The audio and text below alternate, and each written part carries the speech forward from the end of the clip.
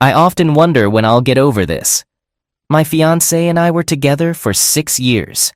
I proposed to her during COVID, not knowing that she was already having an affair when she accepted my proposal. It's baffling, right? How can someone say yes to a marriage proposal while involved with someone else? Anyway, it's a long tale.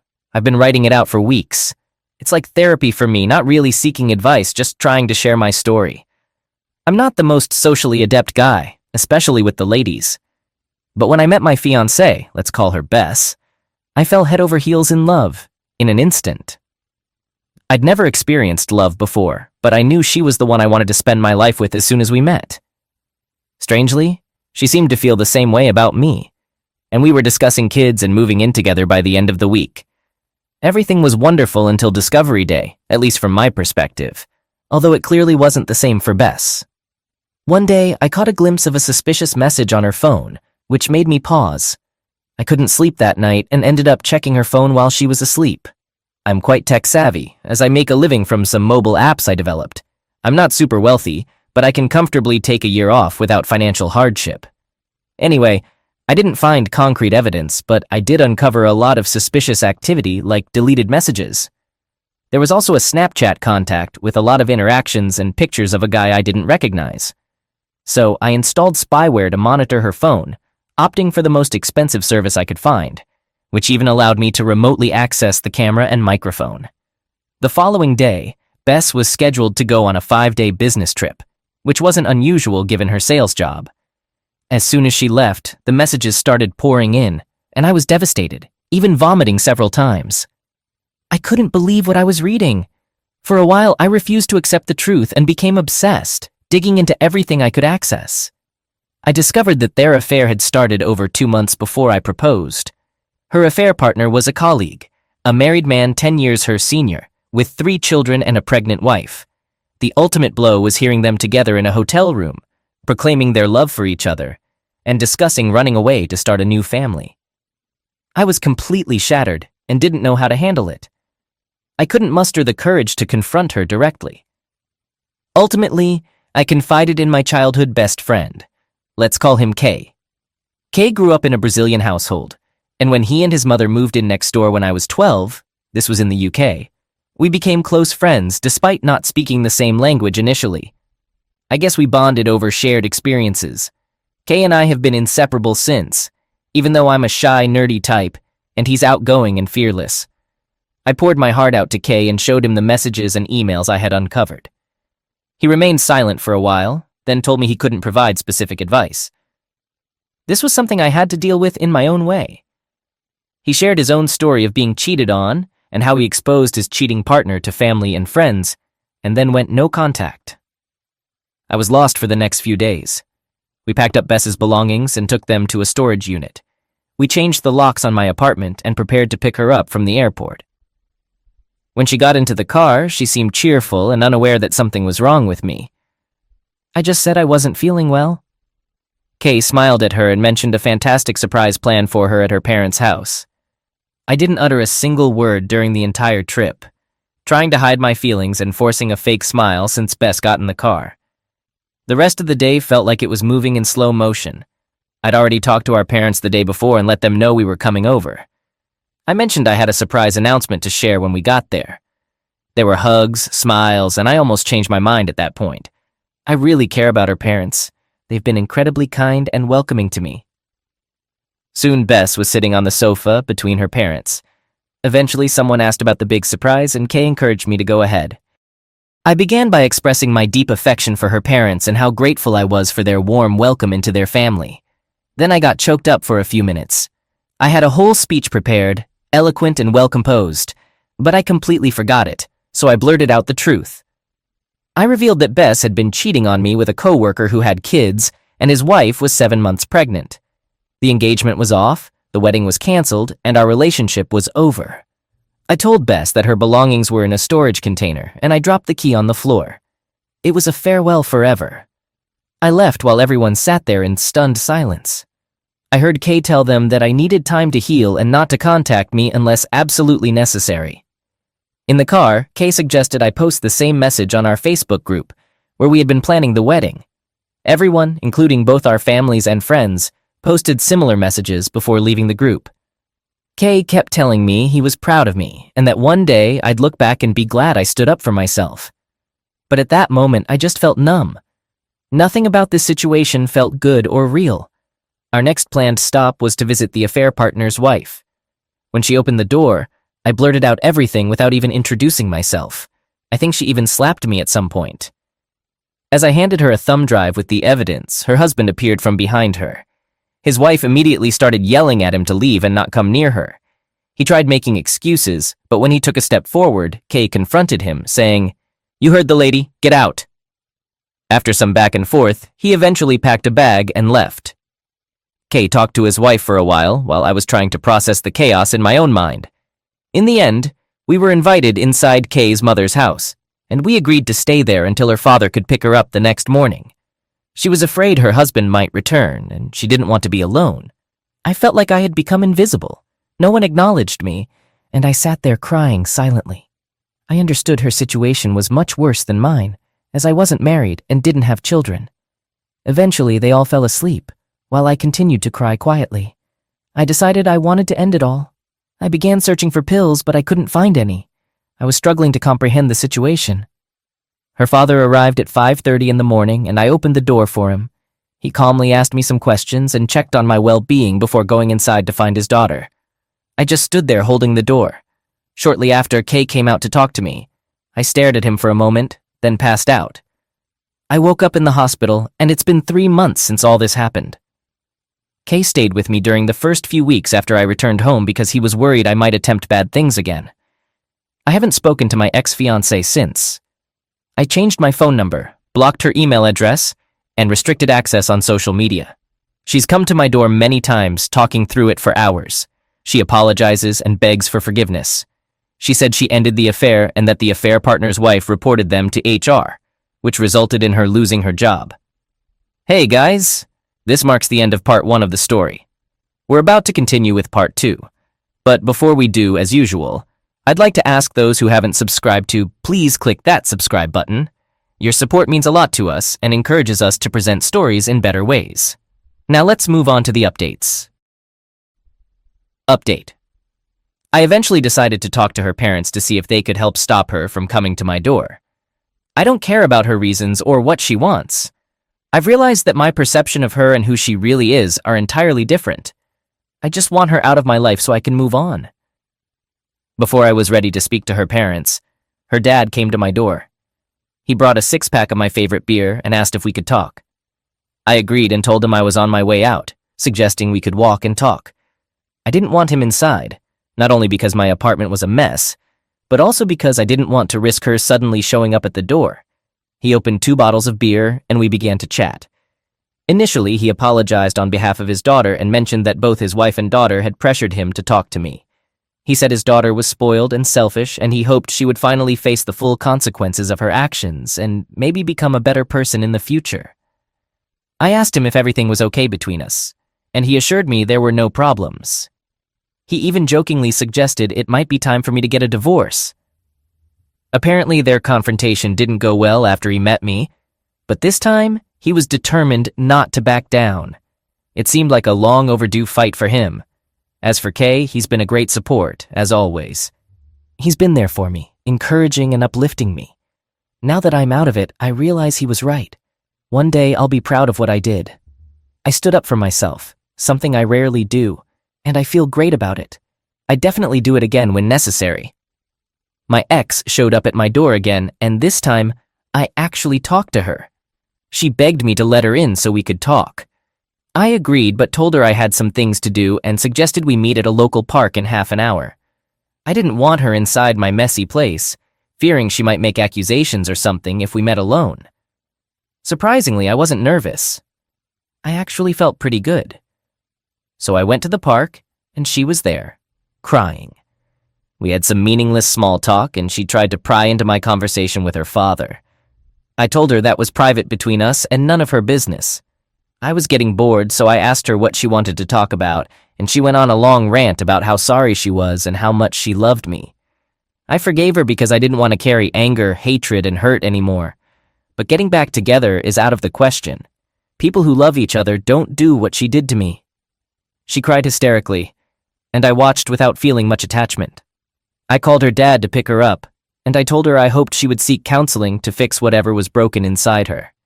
Then I got an Uber and went to the local animal shelter, where I adopted a kitten. I named the kitten Shiny. Kay joked that he was blinded by my newfound confidence. I named the kitten Shiny as a reminder to always stand up for myself. I'm happy that I took the high road and was honest with her without yelling or name-calling. I've been playing with my amazing kitten and having a lot of fun. Kay is coming over later to play video games and have some beers. I'm still sad about my ex, and I'll miss the good times we had, but I'm also relieved that this chapter of my life is over. It is what it is. Be warned. This is a straightforward tale of sadness and regret. I'm Bonnie Brown, but I was born Bonnie Betsy Lowry. My parents had high hopes for me. I married Benjamin Brown, but it didn't bring me any grace, as you might expect. At 38, I made a mess of my life. Doesn't sound old, right? Well, at the time it felt like it. You know how our society idolizes youth. You work hard, take school seriously, graduate with good grades, find a good job, marry someone great, have a few kids, and just when things are looking up, the world shifts its focus to someone younger. Actually, it wasn't one specific thing. I slowly realized that the young interns at the office were getting all the attention. Men used to flirt with me, and although I didn't let them go too far, it was fun and made me feel attractive. Then one day, that attention disappeared. Life became a series of responsibilities. Work demanded more from me, and my kids needed help with their daily tasks. There were chores, bills, and countless other things. Sure, my husband helped a lot, but I still felt like the weight of the world was on my shoulders. In hindsight, I might have been depressed, but I can't say for sure. All I know is that I was drowning in obligations, stuck in an unchanging routine. I must have lost my mind. I'd give anything to have that life back, even just for a day, but I can't because I've lost it all, including my soul. On March 5th, a Wednesday, I was called into the director's office. In 17 days on a Monday, I had to go to New York for a week of training. It was like my company's version of management school, a sign that they saw potential for my promotion. I was on the rise, and I eagerly shared the news with my family. They were supportive, filled with questions and encouragement. I went shopping using Ben's credit card and bought new clothes for the trip. I wanted to make a lasting impression on the up-and-coming professionals from around the country. I wanted them to remember me. Well, they certainly remember me now. Sunday arrived, and I left for the airport after a quick goodbye to my family. I thought they'd understand that I'd be busy with classes and staying at the hotel. I settled into my room, met some people during dinner, and had drinks with Janet, Donna, and Jim. Jim and I even danced.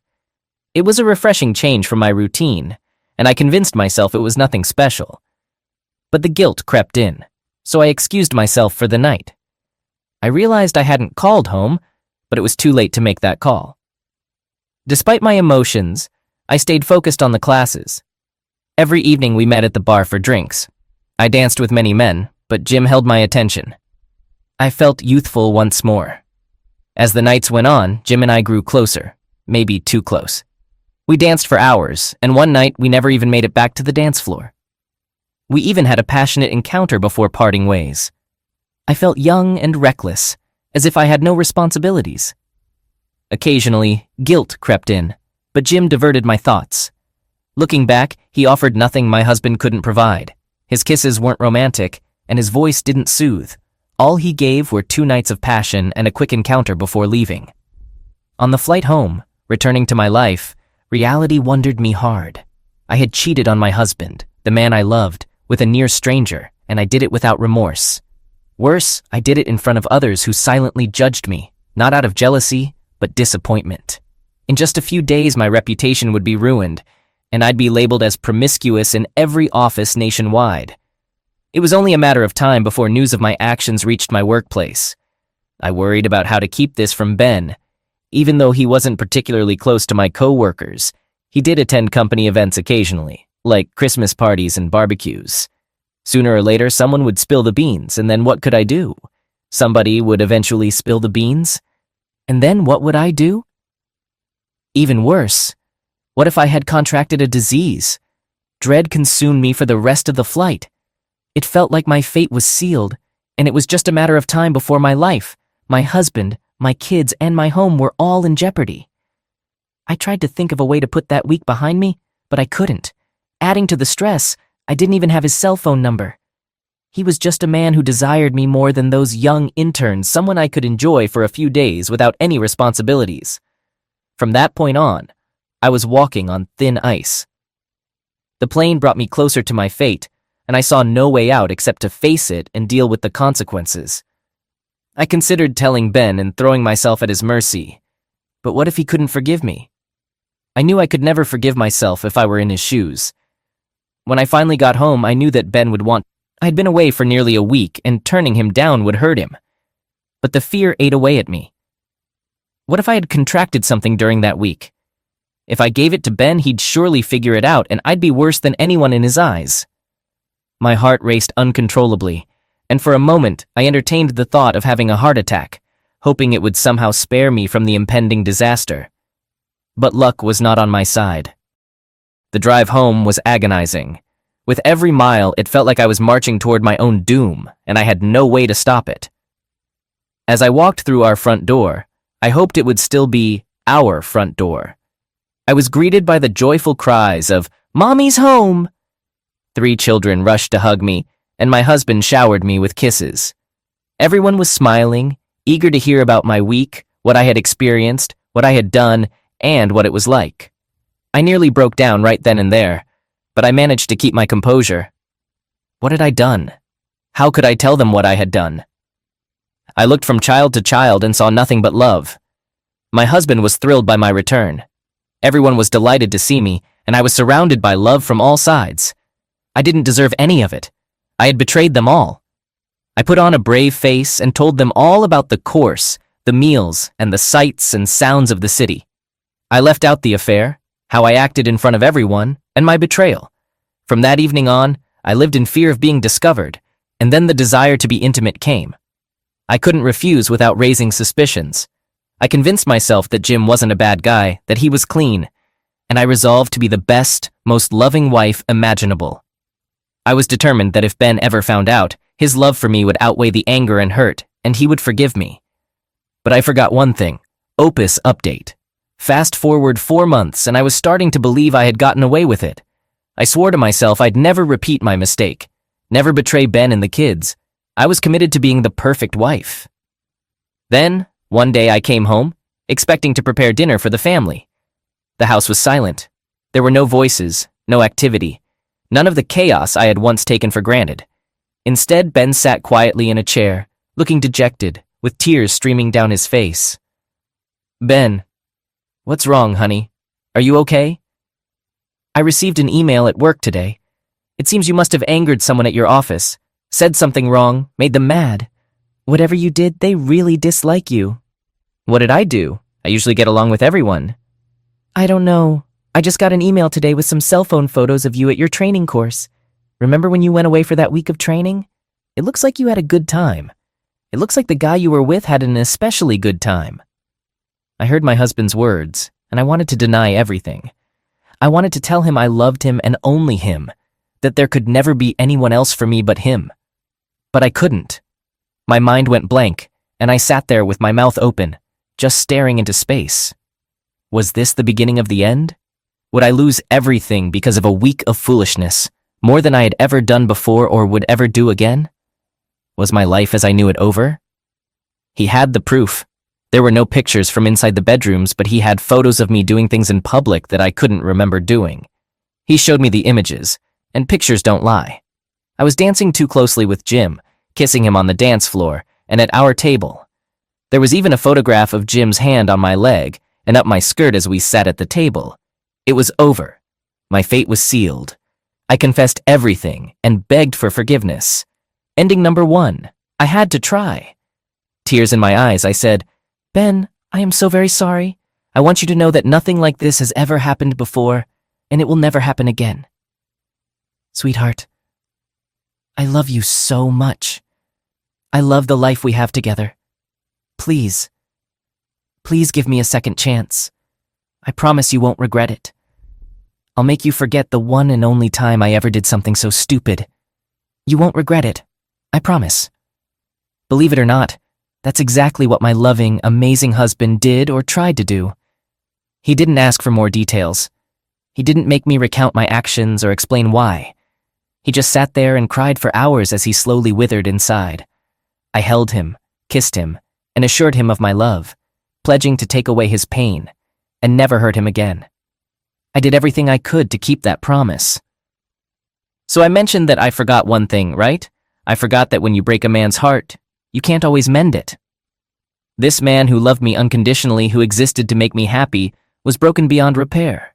He never smiled again. He never laughed again. We sometimes made love, but it felt like his mind was elsewhere, imagining me with someone else. I did everything in my power to heal him, but it was never enough. The kids grew up, got jobs, and moved away. We still slept next to each other, but there was a quiet sadness in the house. Eventually, I realized that it wasn't just the physical affair that had ruined my life. I had shattered my husband's sense of self-worth, his feeling of being loved, and his belief that his life had meaning. I came to a crossroads. I could either leave him, giving him the chance to find another woman who could rebuild the man I had destroyed, or I could stay and try my best to be a loving wife, even if he never saw me the same way again. I knew that leaving would only confirm what my infidelity had told him, that he was worthless as a husband and a man. So I stayed, and I watched this wonderful man slowly crumble until there was little left of the man I had married. Somehow my kids found out what I had done. Ben never told them. He wouldn't do that to them or me. How they found out, I don't know, but they did. It created a rift between us that never fully healed. They witnessed their father's slow decline, and they knew it was all my fault. You see, I never went through with the divorce I had contemplated on that flight home all those years ago. But I lost my husband and my children just as surely and completely as if they had all left me and moved away. Oh, they left me all right, but they never physically went away. Ending number 2. So, as I mentioned, I forgot one important thing, didn't I? I failed to realize that when you break a man's heart, you irreversibly change him. The man who once loved me unconditionally, who existed to make me happy, was now beyond repair. He tried, really tried. We had conversations, I poured my heart out, and we even sought counseling. All I wanted was to see him happy again, to wipe away the pain and disappointment I had brought into his life. But 6 months later, we decided to call it quits. I would have done anything to make him happy for the rest of my life, to make him forget. However, he had nothing left. I had taken it all from him and cast it away. Ben didn't move far, and he remained a part of our lives almost every day. Yet, he was no longer my loving husband. He devoted his time and heart to our kids and remained polite to me. But the joy and love were gone. Betrayal has a way of erasing a man's view of his wife as something special and unique, transforming her into something ordinary, something to be scorned. I never remarried or dated. The man I loved stayed in my life, though at a distance, and that was enough to sustain me. Ending number 3. 6 months later, it seemed like we were on the path to recovery. Those had been 6 tough, guilt-ridden months. Life at home was far from normal, yet the anger had subsided, and both of us cried less often. I'm certain there were moments when he considered giving up, but he never did. And I wouldn't either. I was ready to apologize for the rest of my life. However, in a therapy session, there came a day when Ben turned to me with a profound sadness in his eyes and said, "You messed up, but it's time to stop now. I don't need your apologies anymore. I hope you never stop feeling remorse, but we both need to move forward." At that moment, I thought it was the end for us. The words "move forward" echoed in my mind, and I was convinced he was asking for a divorce. But then he continued, "I love you, Bonnie. I despise what you did. And if I ever see that guy again, I might want to punch him. But I want the woman I married back in my life. I want her back in my bed to see her smile and hear her laughter. I want to grow old with her. We'll never forget what happened, but we can try to forgive." Tears welled up in his eyes. The rest of that session remains a blur in my memory. I clung to my husband, hugging and kissing him, crying and thanking him over and over. I was so afraid when he started speaking that I couldn't let go of him, fearing it might be the last time. There were moments when I could see the pain in his eyes, and I understood what he was thinking. We never needed to say a word. I would simply go to him, stand beside him, or sit next to him, hugging him as if it were our last embrace, waiting until I saw him smile again. It always brought tears to my eyes, even now, because I know he carries that pain with him. I hurt this man deeply for no good reason, yet he forgave me. I will spend the rest of my life being the wife he truly deserves and offering prayers of gratitude for the second chance I received.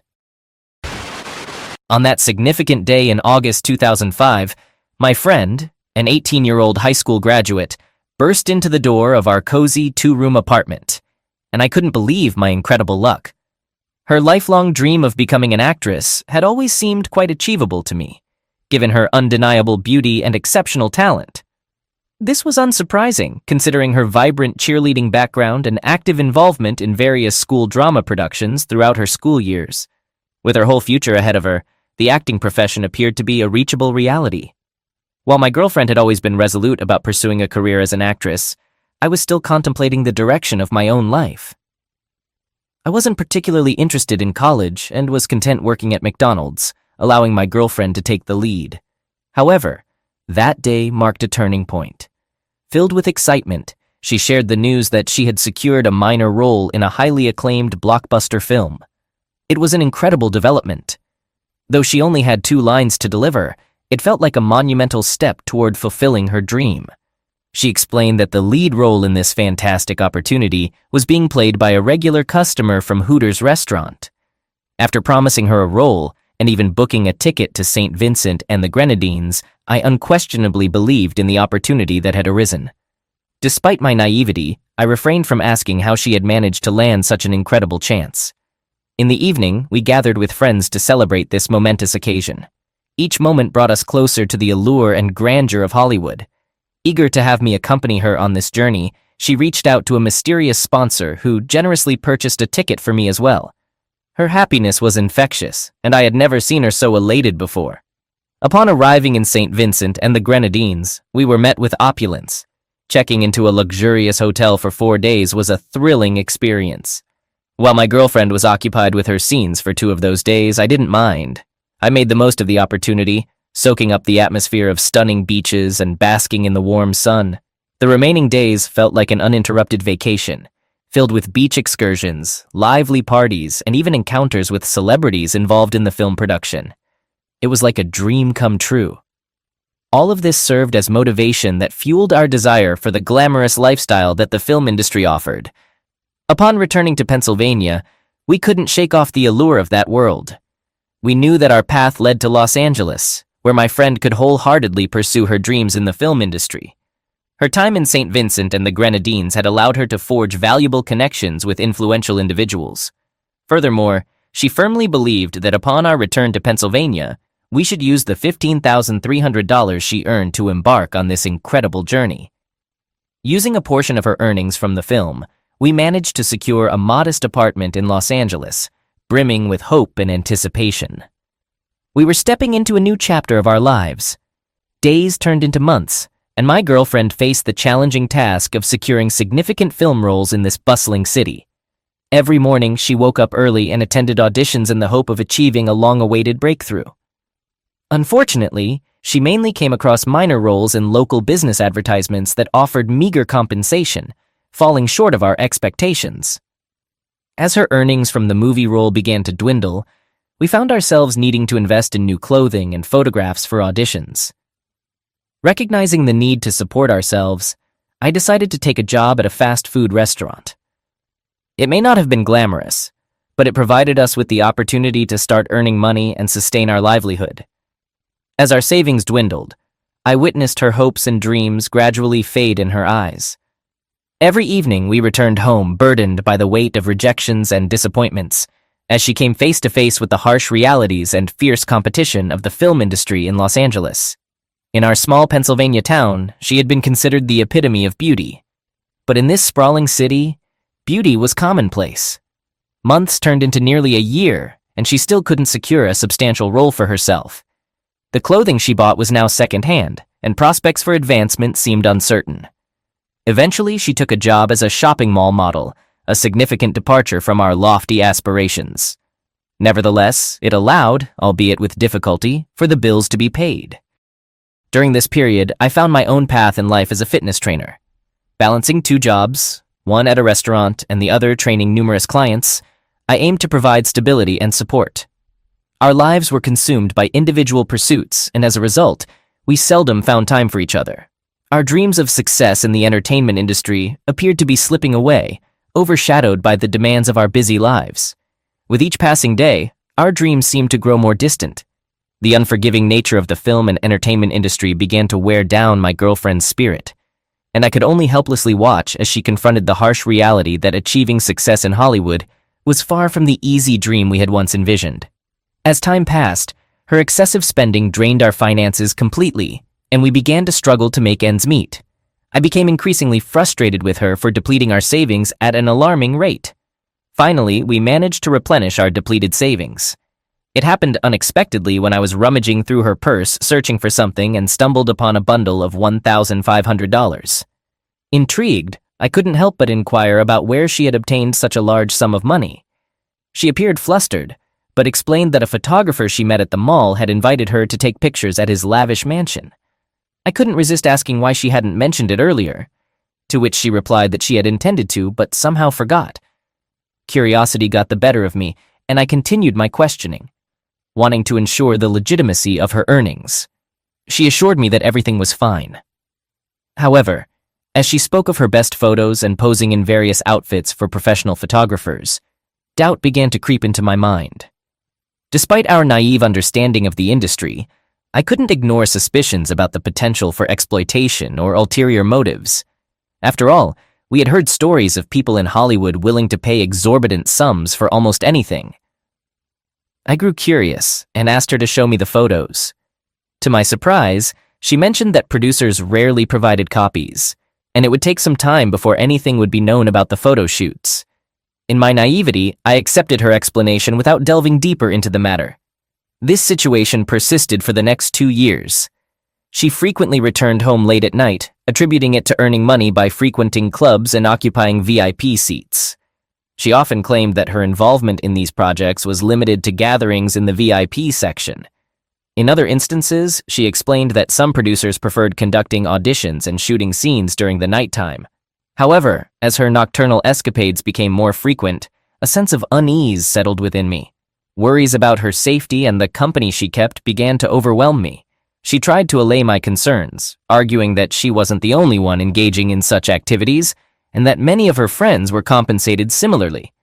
But suspicions persisted in my mind, causing me to question the reality of her actions.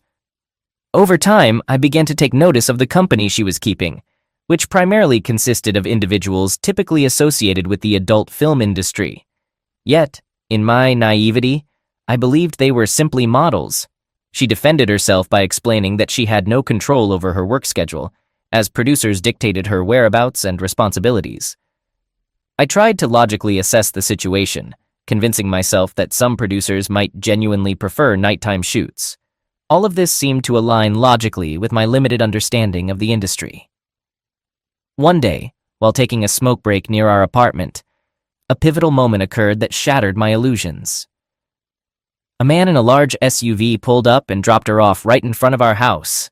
In that moment, my views on her nocturnal adventures were called into question, leaving me stunned.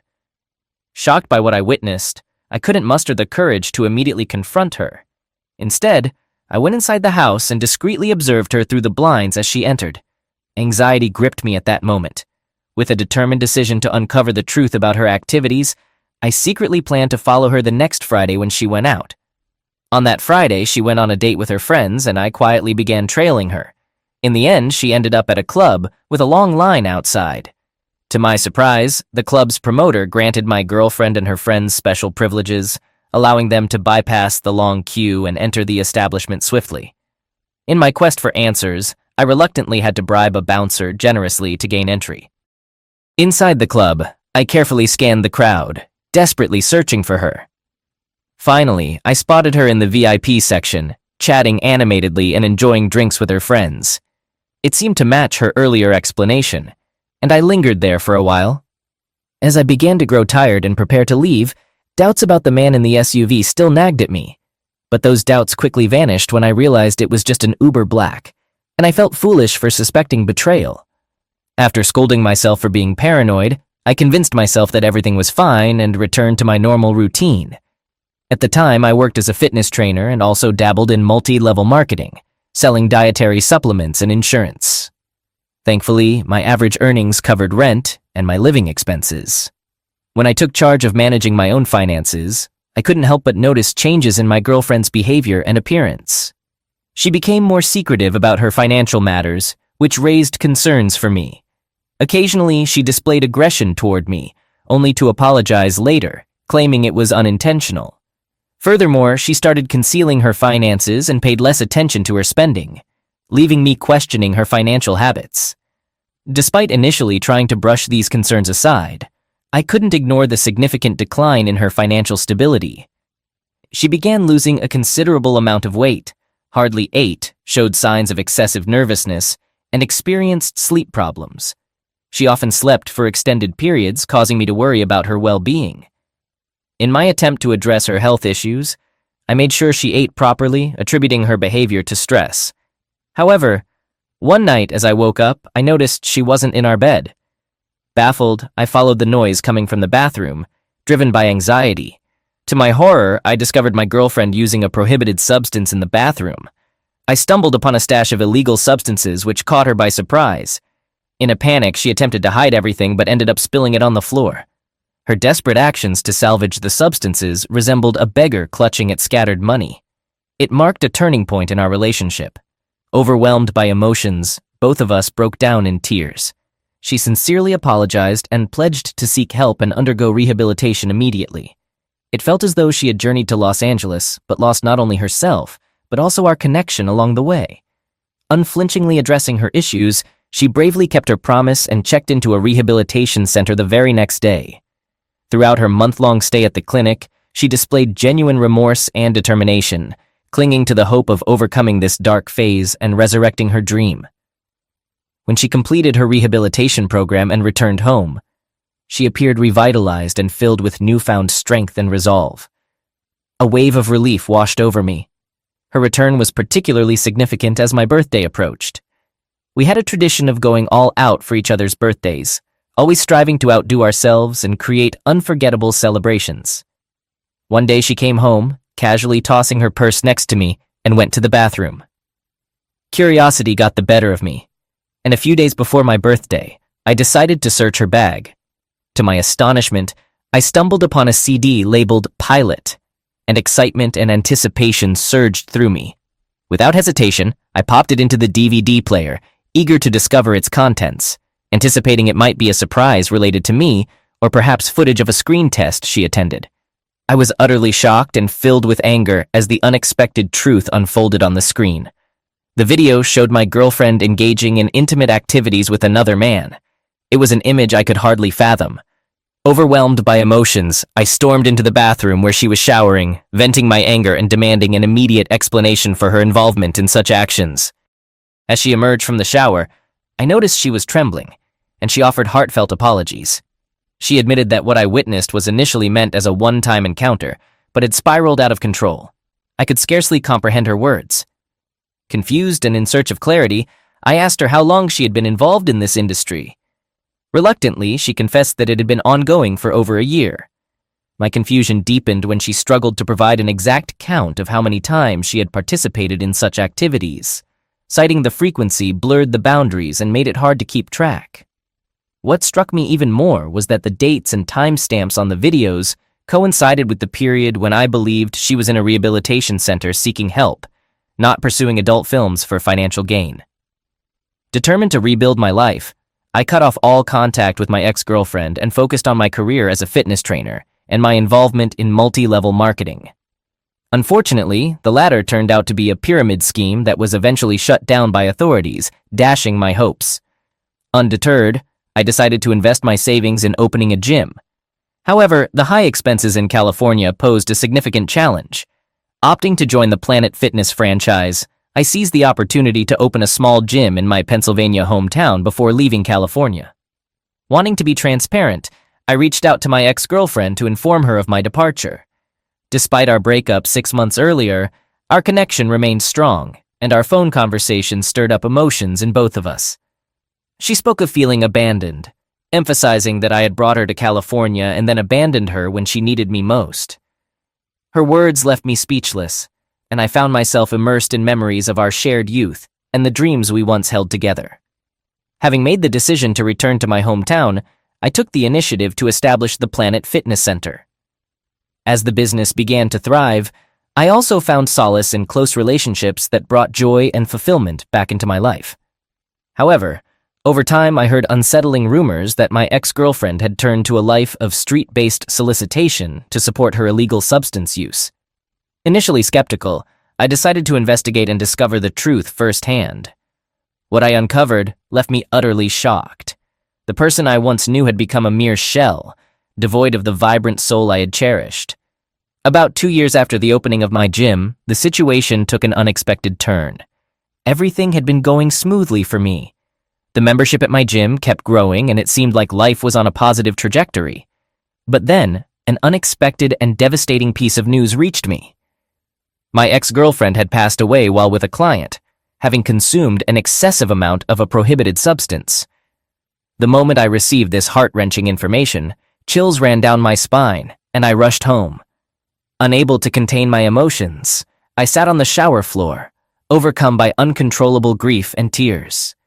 To this day, I still carry guilt and never cease to wonder if I could have done something differently.